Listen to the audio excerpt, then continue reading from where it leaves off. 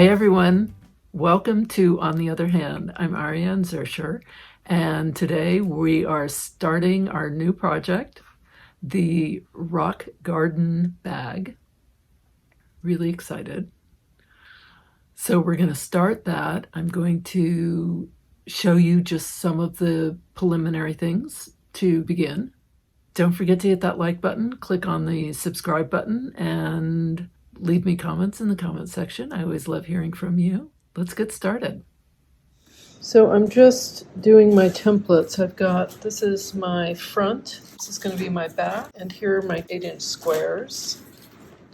And I'm going to needle turn this under. These are my little rice bags that I made, little prototypes. I love this one. But what would you put in it? It's so tiny. But how adorable is that? And then I did a running stitch. I have this twill tape that I bought, a huge thing of it. And it's perfect for using because I did, with silk and pearl, I did a running stitch down the side. This is sort of a pond scum, and this is evergreen. That's where it is so far, and I've just cut out my shapes here, my little rocks. So I'm moving along.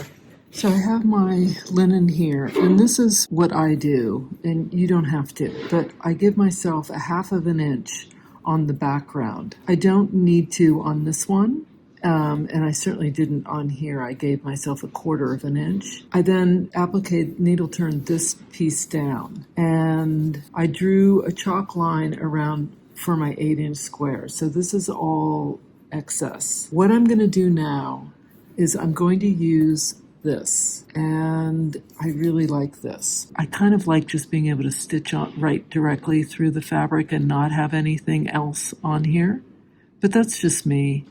With my River Rocks pouch, I did the front without anything and it frayed badly, so then on the back I immediately ironed on the interfacing before I even began stitching, and that worked out really nicely. If I were to iron on interfacing, I would iron it on I would cut my linen and my interfacing with a 1/4 inch seam allowance, and I'd iron the interfacing on. I wouldn't need this extra 1/2 inch. With this fray stopper, I don't need the extra 1/2 inch either. So it's just an alternative. You can add it, just do a 1/4 inch and use fray stopper.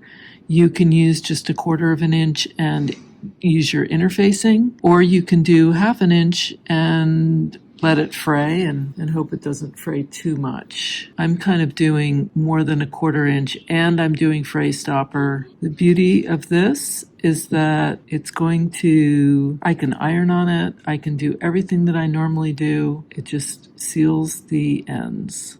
I'm going to let that dry, and I'm going to do my other side. So the trick is not to let it be too goopy, but enough to secure it so that these threads don't fray while you're stitching. So I tried using colored shapes, and I think it looks like an Easter egg hunt.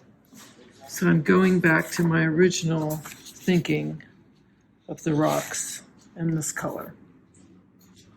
I'm going to switch it out, and I'll whip stitch those shapes down. So I have my threads, all my wool threads to match my wool, and I'm going to go ahead now with my number 24 chenille needle, and I'm going to stitch all of these down as well as the other side with my whip stitch. And if you're not familiar with the whip stitch, you can check out the whip stitch video. I'll put it in the upper right hand corner.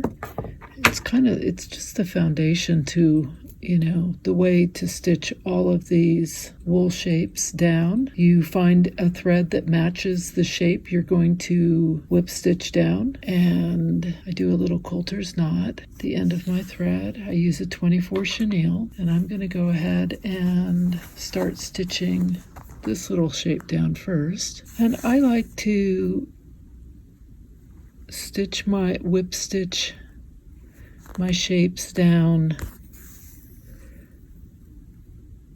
with a pretty, I was going to say relaxed, but I don't want it to be tight, but I don't want it to be loose. It's that finding the right tension so that when it's finished, the shape is looking like it's floating. You haven't distorted the shape by pulling it in too much, and you don't have floppy bits of thread because you haven't pulled it in enough.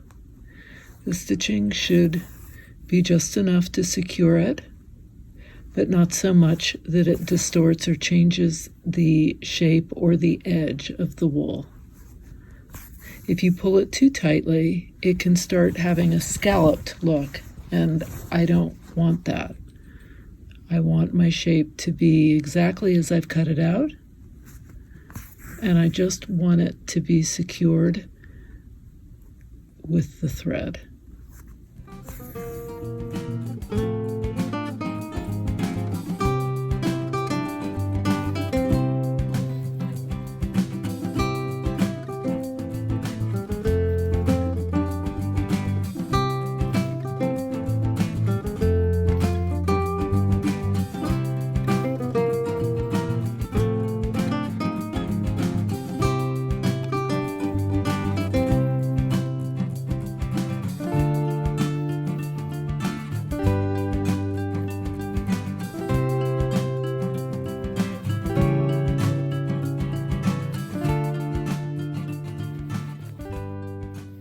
So there it is. I'm going to go ahead and do this to all my shapes.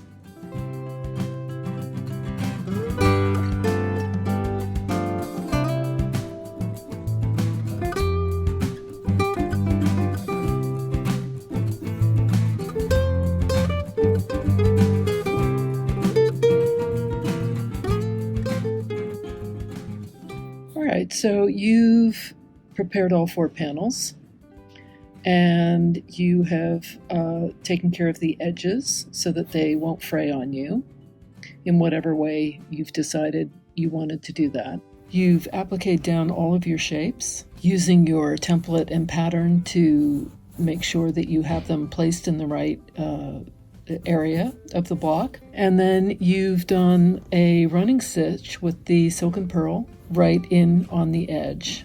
Now, for tomorrow, we're getting ready to embellish our first shape, and that's what we'll do.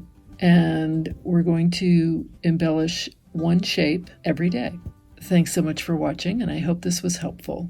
Until tomorrow, let's keep stitching together.